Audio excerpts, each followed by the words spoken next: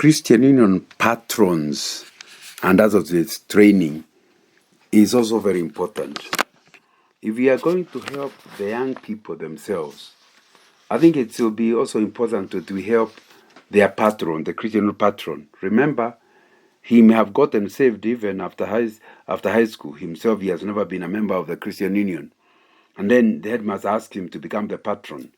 How will he help? I think it's anybody interested in the future of the Christian Union should really go out of his way to organize training for people that are helping the students. Now, this is not what you call peer counseling. This is adult counseling. Somebody who knows to counsel the one who doesn't. But then you must help the person first before you ask him to go to them. So just like we have a training syllabus for the student leaders, you also need a syllabus for the associates and patrons that can actually help them.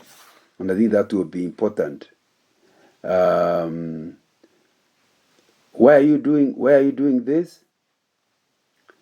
You want them because some of these patrons will go to a school that does not have a Christian union. Why don't you help them to know how to organize a Christian union with the objectives of the Christian union? So I think it will be important that the patron knows why does the CU exist. Why is it critical that there should be a Christian union in a school? The patron needs to know. Even if he has come and found one running, why would he not want it to die? And I think that will be very, very important. He needs to understand it's a responsibility of the CU to help the students to grow in their faith, and therefore he should be a facilitator in that process. And of course, he also needs to know that he's not supposed to lead the Christian Union. He's supposed to operate from behind it, assisting from behind the leadership of the CU. It's because he has an objective of ensuring that the student who leaves high school in Form 4 is already a trained leader, and that can only happen when he doesn't take over, but rather assist and facilitate the student to know. And he's also supposed to know that we do not want the students to feel so comfortable in the Christian Union they forget the value of being members of churches. And so he needs to help them to understand that. But he needs them to understand the fact that the church is not one denomination. So the students need to know that they don't have to belong to the church of the CU patron. But they also need to understand what is it that marks a cult, so that you tell somebody the church is okay as long as it's not a cult. What's a cult? All that is a part of the reason why you are training this associate or this patron, that they can belong to their churches and they become helpful. Remember, they are 3/4 of the year they are at home in their churches. You need to be able to. The patron needs to get them to understand that they must not be aloof. They must be getting involved. And I think that will be important. Of course, the patron also needs to know that there are groups that exist, that Kenya Student Christian Fellowship has groups. They are called teams, KSF teams, that operate within an area. And as a patron, instead of working as a lonely person, you should become a member of the team, so that he's also able to learn from other patrons and other associates the things that are happening in other schools that could be of help. And of course, in the process, he might also be able to help another school that has no patron. And that could be something that would help in a big way. So it's important to understand that if we are making a syllabus for what you need to cover with the patrons, what are we saying so far? They must understand this KSF ministry. What does the KSF do? Why the KSF team? What's the history of KSF? What's the philosophy of ministry of KSF, Kenya Student Christian Fellowship? I think that will be important. They also must know something about evangelism, because if they are going to teach students, one of the objectives is to reach out to the non-Christian students. How do they help the students if they themselves don't even understand what evangelism is all about and how it can be done? I think it's also important that you teach them about the importance of fellowship and why people are not encouraged to be lone rangers. That it's important that they be in fellowships and in groups. Whether you are an adult, patron, or you are a student, that needs to be very well explained. And then, of course, there's a whole issue about discipleship. He needs to understand about the spiritual disciplines, so that when he understands them and practices them, those are the spiritual disciplines he is also going to teach the students. And it will be important that they are all done, and that they help. These discipleship disciplines will help every student after he has understood, practiced, and is actually sharing his testimony and teaching them and encouraging them. Then, of course, we have said he needs to understand leadership theory and leadership practice, so that he can train them in that area. And of course, he needs to understand about mission and outreach, and how the students can get involved in it, and how it will help if the students get involved. And that will be certainly very helpful. And each of them has a role that will be important to deal with. So, but in addition to that, the syllabus must include things like, how do you prepare a sermon? Things by how do you interpret the Bible?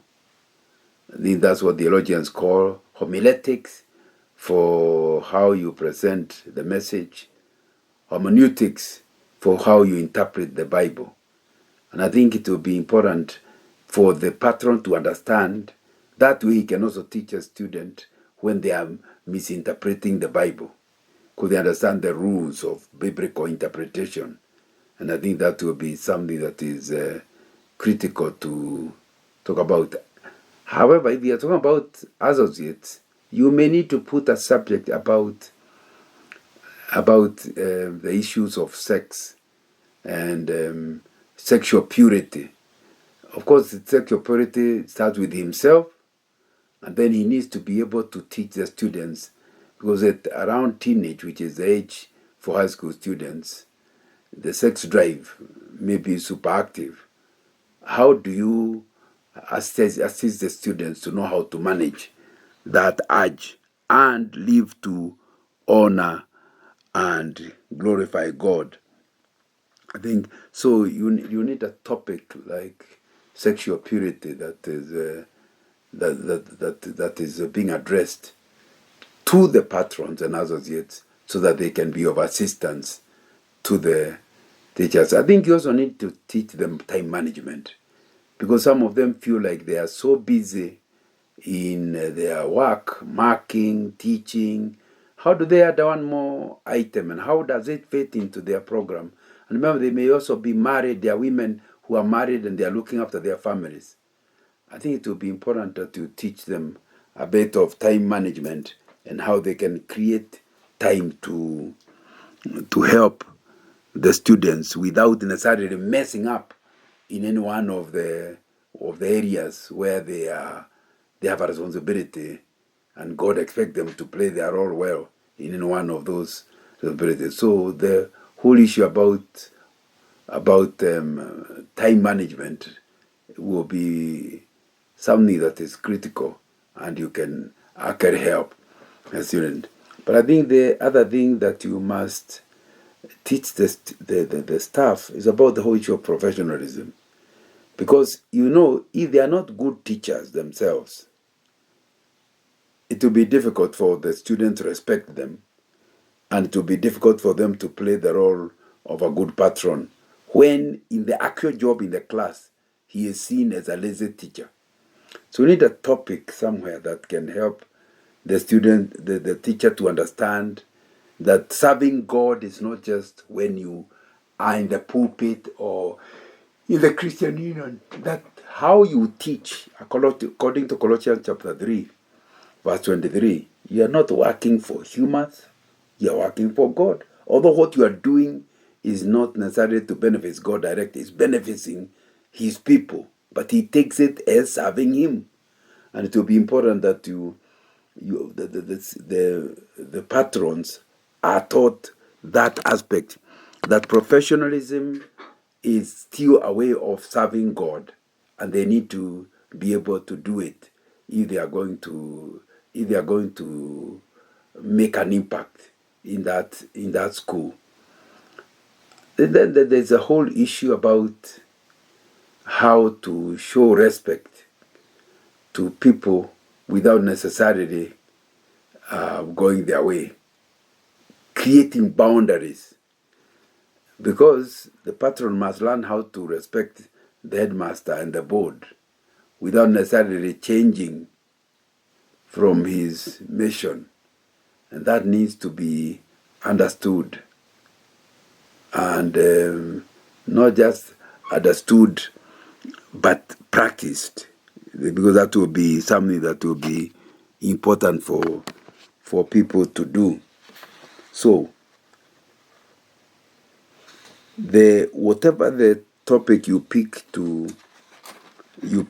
teach on and to help the students on, I think you also need to help the teacher to understand how he can organize ATDs.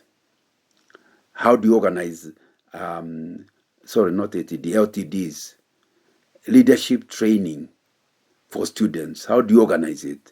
What would be do you need to talk to him about the syllabus that for leadership training among students, and how to implement the syllabus, how to prepare the syllabus, how to be equipped in order to deliver the material in the syllabus, who you can invite to assist you in that exercise. All of that will be something that needs to be done, and it will actually help. But I think one more thing that may need to be dealt with as you deal with this issue of a training program for patrons and associates, I think it's how to deal with the sponsoring church. The Christian Union includes all people, students from every denomination, but there's a particular church that sponsors that particular school. How does the CU relate with that sponsoring church? How do they operate so that the sponsoring church does not feel ignored, and the CU members do not feel like they are being forced to become members to leave their church to join a new church? How do you operate? And that's a matter that needs to be dealt with, and dealt with in such a way that there will be peace within the school. Just like how you deal with the board and how you deal with the headmaster with respect. I think that will be something that is important. So you can see clearly, we need a training syllabus for student leaders, but you also need a training syllabus for associates. My recommendation would be that this is not for the current patron. It should be for all Christian teachers, because one is here today, another one is appointed tomorrow. Since it's not a secret, why can't every teacher learn? And in the process, you'll be talking to them about how a teacher can get involved beyond his academic subject that he is teaching. How can you get involved in the spiritual welfare of the school? And so that topic then would be appropriate for everybody. And then that included in that syllabus should be people who normally are interested in student ministry and visit schools. That's the one we are calling associates. It will be important that somebody talks to them training is important.